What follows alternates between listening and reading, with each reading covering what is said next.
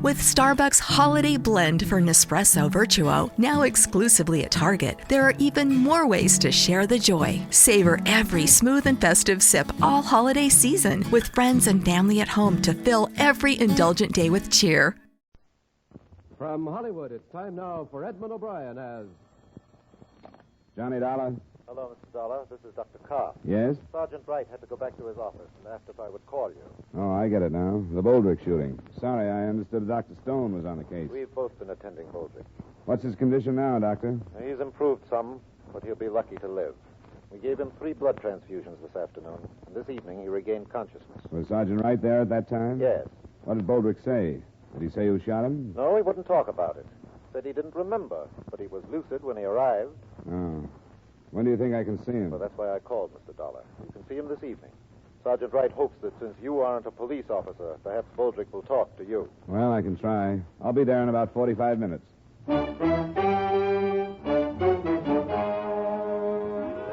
Edmund O'Brien in a transcribed adventure of the man with the action-packed expense account, America's fabulous freelance insurance investigator. Yours truly, Johnny Dollar.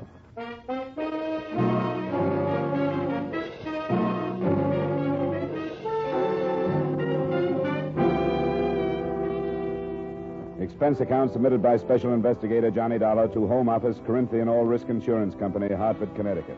The following is an accounting of expenditures during my investigation of the Arthur Boldrick matter.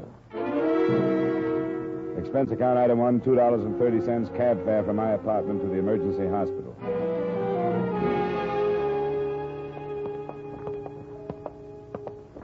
I wouldn't stay with him too long, Dollar. All right, Just Doctor. a few minutes. You'll be able to tell when he tires. This is the room. Well, Boldrick, how are you feeling now? I don't know. You're coming along fine.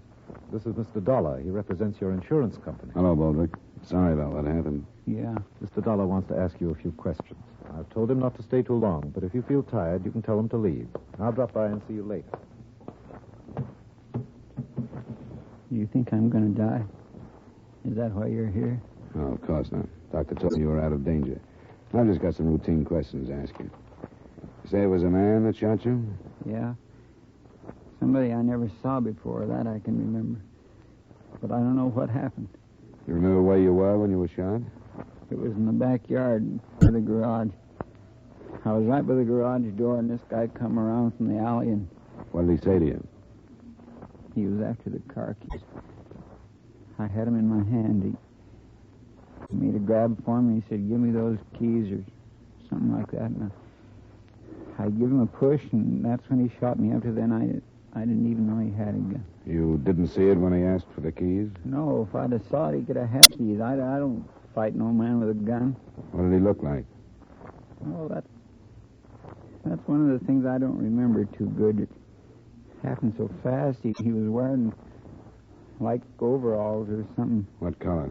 Oh, blue. It seems like only faded.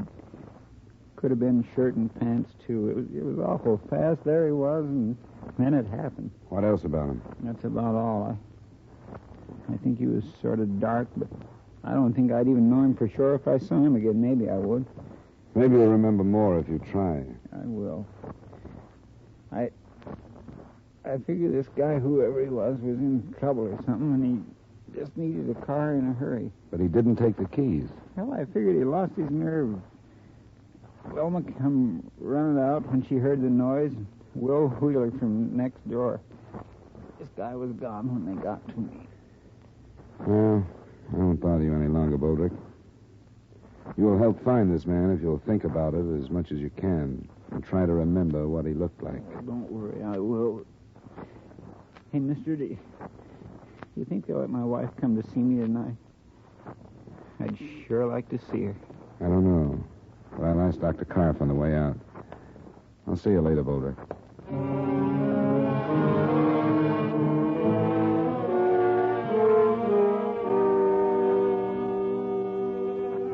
I made my report to the sergeant, and the search was started for a dark man dressed in a faded blue work clothes and possibly armed with a .25 caliber pistol or revolver. It was only 7 o'clock, barely dusk, so I cabbed out to the Boldrick address.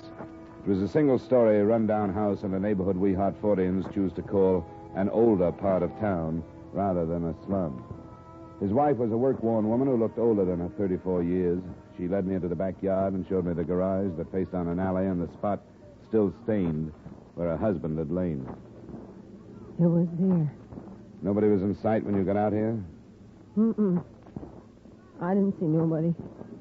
Neither did Will Wheeler. Your husband mentioned him. He lives next door? Yeah, that house. And this man must have run down the alley. Does it open onto a street at both ends of the block? Yeah. It runs clear down to Lawrence and up to about Cedar the other way. I should think that most of the people in the neighborhood would be home at that time. The time he was shot, wouldn't you? I should think so, yeah. And the police will probably find somebody who saw this man running down the alley. I think somebody saw him. But most people... Wilma, everything all right? Yeah, Will. It's all right. Somebody's bothering you and you don't feel like it, just tell me. It's all right, Will. He's from the insurance. My name is Dollar. You must be Mr. Wheeler. That's right. I don't think nobody ought to be bothering Velma in the middle of all this trouble. I wanted to meet her and ask a few questions. That's all. I'm through. All right, then go on in the house, Velma. Try and get some rest. If it's all right, then. Sure, Mrs. Boldrick. Thanks very much. All right. I guess I couldn't help very much. This has got her in pretty bad shape, finding art like that. And then they won't let her go unseen. How is he, do you know? Pretty bad. I saw him a little while ago. Was he making sense? Seemed to be. Before the ambulance picked him up, he was kind of off. All he could say was some guy shot him, that he didn't know. Something about the car keys. But he told me, too. Yeah, this is a rotten neighborhood. It's full of rotten people. He isn't going to die, is he? They don't know. You didn't tell Velma that, did you? No, but I think somebody should before she reads it in the papers. One of the dangers is a wound he got in the last war. Yeah, in the lung. 2 slugs he took this afternoon may take care of the other one. Oh. I didn't think it was as bad as that. I guess I'd better tell her.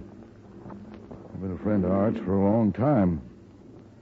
Well, I'll see you later, Mr. Dollar.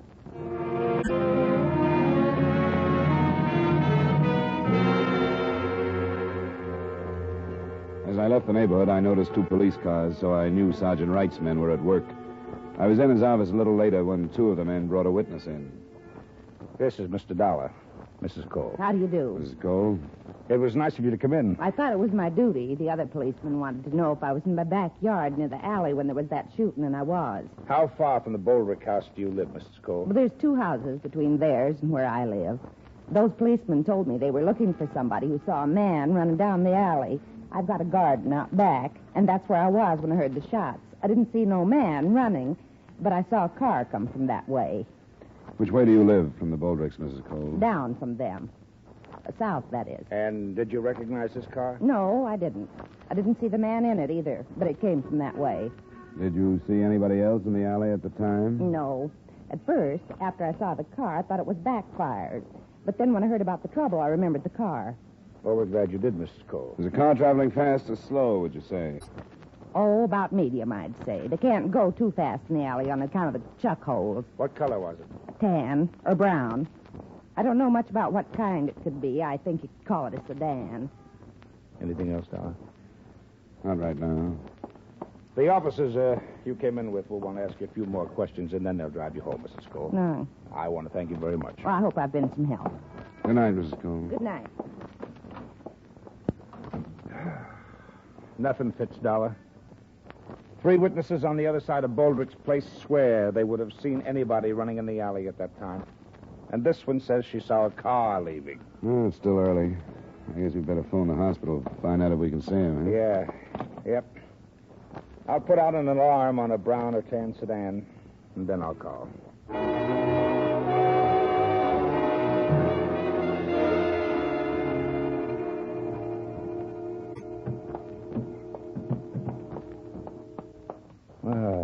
Hello, Boldrick. How you feeling now? Not so good. How come they tell me I'm not strong enough to see my wife and then they let you guys come in? I want to see her. It'll only be a few minutes. We thought you'd like to know what they found out about the shooting. Sure I would. What? Well, enough to make us wonder if you're telling the truth about what happened. I don't get you. 3 witnesses who live in your block say that a man didn't run down the alley after the shooting. Well, I can't help what they said, can I? But another witness said she saw a car drive away.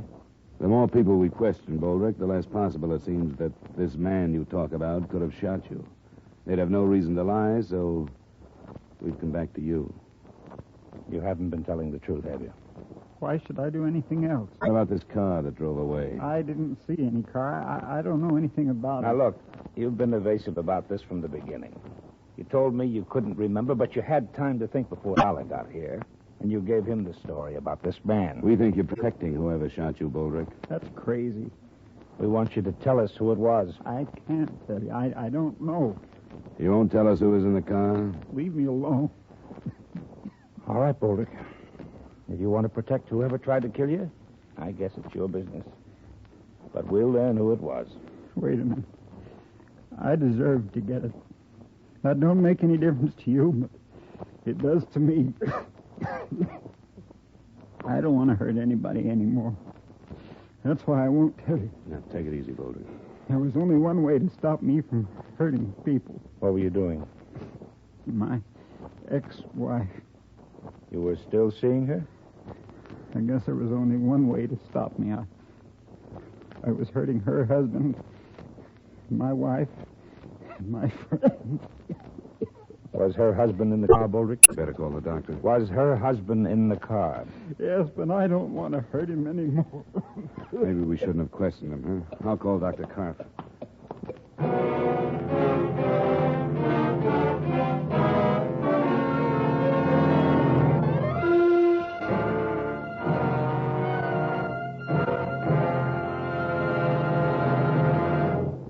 We will return you to the second act of yours truly, Johnny Dollar, in just a moment. Johnny Dollar's listening fans will want to make a special note of Johnny's time change, beginning this coming Wednesday, June 20th, over most of these same CBS stations. Follow yours truly, Johnny Dollar, on his San Francisco search for a missing medico, a puzzling case Johnny calls the Malcolm Wish matter. Enjoy it when you hear yours truly, Johnny Dollar, moving to Wednesday nights on CBS, starting on the 20th, next Wednesday. And now with our star, Edmund O'Brien, we return you to the second act of yours truly, Johnny Dollar.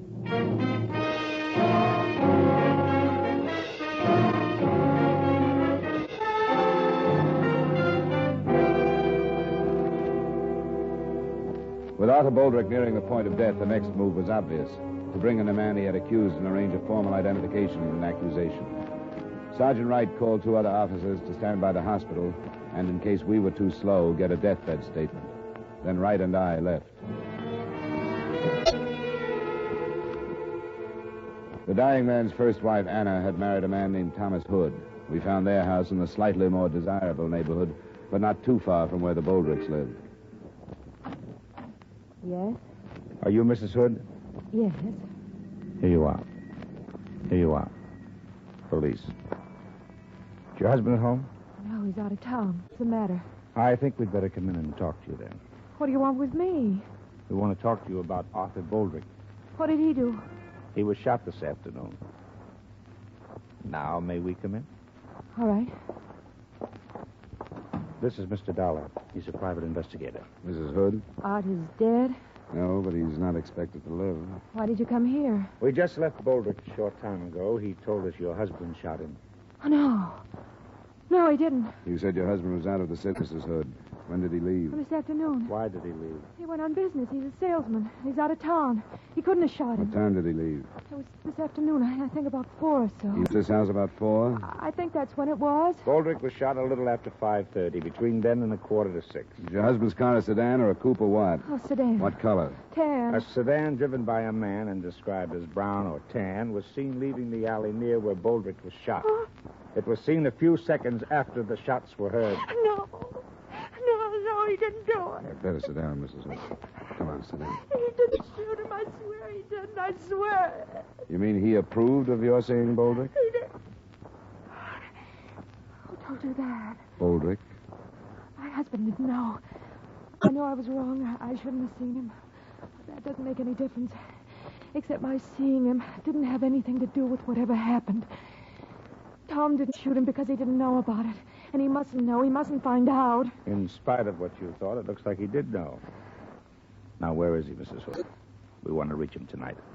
I won't tell you. He didn't have anything to do with it. And I can't let him find out about Art and me. Mrs. Hood, according to the doctors, Boldrick won't live through the night. This is going to turn into a murder case. What we say to your husband about you isn't important in the least. Very few things are when it's murder. He didn't know. He didn't have anything to do with it. When do you expect to hear from him? I don't know. Sometimes he phones, but never the first day out. Usually to say he'd have to stay out longer than he expected to. We'll have to have more than that. We'll get in touch with his company. I wish you'd listen to me once more. I tell you, Tom didn't do it. If you talk to him, all you're going to do is bust up our lives. That's all you're going to do. Then I guess that's what we'll have to do. You ready to go, Dollar? By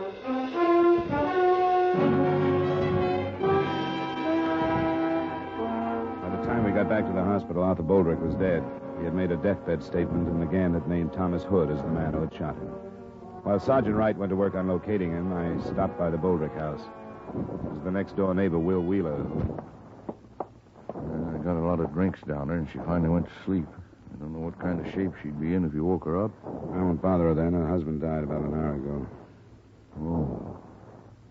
Well, I sort of knew, I guess, after I talked to you this afternoon. Old Art. Sure going to miss him. He had a lot of faults. Everybody knew about those, I guess, but there were a lot of good things about him, too. Hardly anybody knew about them. Was there any more on the guy that killed him? He changed his story. He finally told us Tom Hood had shot him. Tom Hood, Anna's husband? Yeah. Well, I don't get it. What? Well, he's holding to one story and then changing it. The first one didn't hold up. The police could find plenty of people who would have seen a man running away, but nobody that did. But a woman saw a car that checked with the one Hood drives. I guess you knew of Boldrick and his ex-wife. Yeah, but I still don't see why he told the first story and then changed it. I don't either. He said he deserved to get shot, that he'd hurt a lot of people, and there was no other way to stop him. He said he didn't want to hurt Hood anymore. And that's why he didn't say it was him. That's what I mean about the bad side of him and the good side. Did his wife know about Anna? I'm not sure. Mrs. St. I never talked to her. Oh, you think he told that first story to keep her from finding out? It could be. The police will call in the morning. When she hears about it, tell her there are some insurance papers for her to sign, will you? I'll leave them now.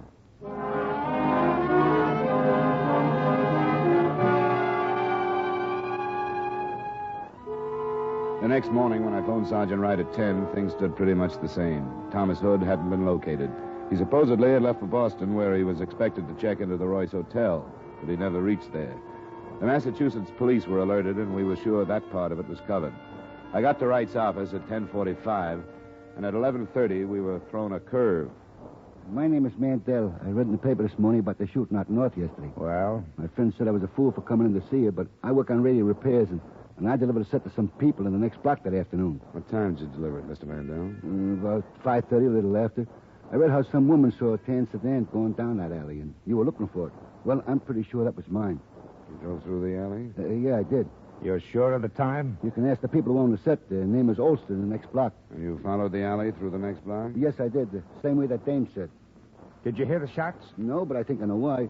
That alley is bumpy, and I got a few loose bolts in that car. It's pretty noisy. But the car that dame spotted was mine. I'm sure of that. Well, thanks, Mr. Mandel. That's very interesting information. It was interesting, especially in the face of Boldrick's deathbed statement.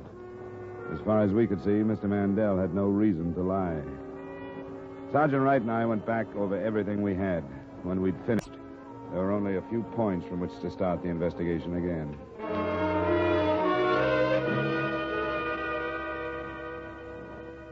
This is Sergeant Wright, Mr. Wheeler. I don't believe you've met. How do you do? I do. We hope Mrs. Boldrick is able to see us. Yeah, I think she's in pretty good shape. What, has anything new developed? Well, we think so, Mr. Wheeler. Where's Mrs. Boldrick? She's here, in this one. They want to talk to you, Velma. This here is Sergeant... Sergeant Wright. How do you do? Hello, Mrs. Boldrick. We want to cover this as quickly as possible. You know that your husband accused Thomas Hood of shooting him? Will told me. It was an... Do you believe it? Said so. You knew about him and his ex-wife? No. Not till Will told me about what he said when he was dying. You're sure of that? He never talked about Anna. Well, in spite of the fact that your husband accused Hood right up to the time he died, it looks like Hood didn't shoot him. Why would he say it? Must have been that he was trying to protect someone. But if you didn't know about him and Anna, he couldn't have been protecting you, because you wouldn't have had any reason to kill your husband. So, who do you think he was protecting, Mrs. Boldrick? I don't know. Wait a minute. Art told so many stories. I don't get it. The last one depended on a car. I told you about it. But it turned out not to be the one that Hood drove. What was the matter with it? Well, it looks like he was just trying too hard. Only one or two people could have really seen whoever killed Boldrick. We've covered the alley both ways. We've covered the houses across the alley where the killer could have slipped through. This house and yours, Wheeler, are the only ones we didn't bother to check. I can't do any more, Will. Wait a minute. What's the matter? I can't do any more. All right. All right. It wasn't my idea. I went as far as I could. It was his idea. Was it you he was protecting, Mrs. Boldrick? It wasn't her fault. I mean, anyone would have done it. He's over too far. Because of Anna. Because of Anna. Yeah, whatever. She's as much to blame. Art couldn't stay away from her, but she could have made him, and yesterday, with her husband out of town, it reached a peak. We all knew it would someday. You seem to know quite a bit about it, Wheeler. Yeah. I'm in it, too. I lied along with Art and Velma. It's not Will's fault. He did it because he was a friend. He didn't lie. I killed Art. That's what's important, isn't it? Yes, it is, Mrs. Boldrick. He was going to see her. He even told me. And I couldn't help what I did. I followed him out and shot him. But I'm sorry. I'm sorry I killed him.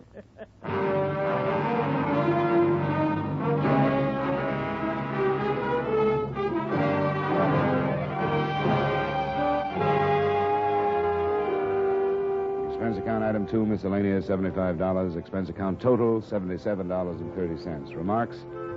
According to precedent, Mrs. Boldrick will probably get one of those widow's specials from 3 to 20 on second-degree murder. That should have her out of prison in a little over 2 years. So the company has that length of time to figure out ways and means to avoid payment of her claim. Yours truly, Johnny Dollar.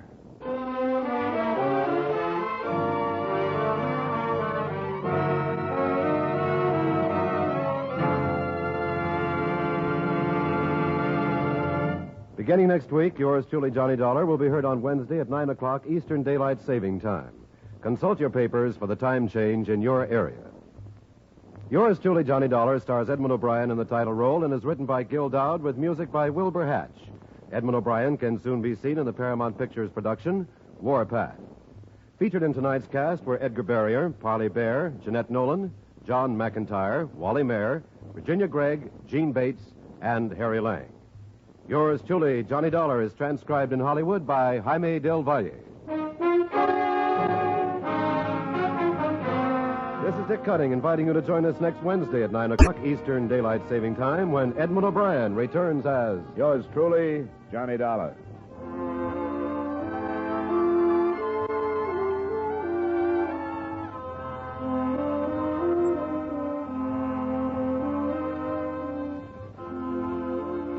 Here is a really novel crime-busting switch.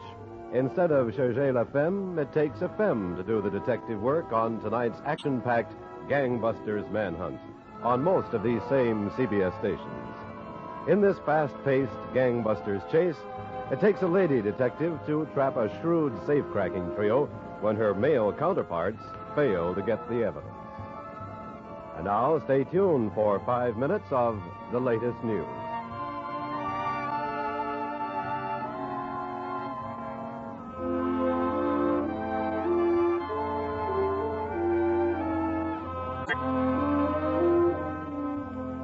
This is CBS, the Columbia Broadcasting System.